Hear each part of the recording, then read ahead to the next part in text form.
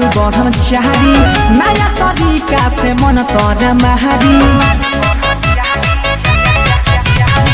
हम ही छियै बाबा बालू ब्रह्मचारी नया तरीका से मन तर महारी एक बारी में भगाई देबो दुख। बाबा हमर गोड़ लपटावे छे, कोमरिया पिरावे छे और माथा करे छे टोन टोन टोन। हाँ तो इसका मंत्र मेरे पास है ना, जैसे जैसे बीत करेंगे या मंत्र पढ़ेंगे वैसे वैसे बीत करना है या मंत्र भी पढ़ना है, ठीक है? तो मंत्र बोलिएगा जजमान।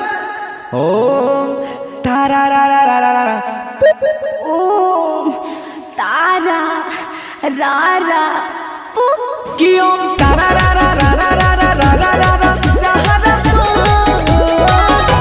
पकड़ा लेके छौरी के कुटिया में धूप, पकड़ा लेके छौरी के कुटिया में धूप, पकड़ा लेके चल न रे कुटिया में धूप। अरे धूप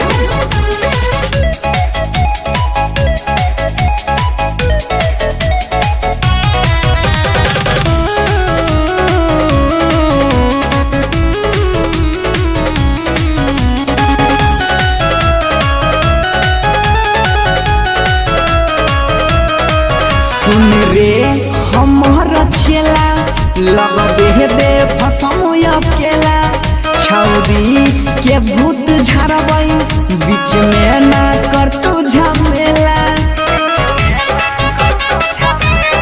रे साल भर के मिटा वाला जैतै यहाँ अरे ए बाबा तोहरी चेलवा हन हमरा के बड़ा तंग करता। इसका भी इलाज है ना हमारे पास, चलवा तो हमरे है। अरे ए बाबा असही अपन कृपा बनौले रहे कि हमहू हमेशा टोन टोन करी। कि ओम तारा रा रा रा रा रा रा रा रा रा पकड़ा लेके छौरी के कुटिया में धूप, पकड़ा लेके छौरिया के कुटिया में धूप, पकड़ा लेके चल न रे कुटिया में धूप।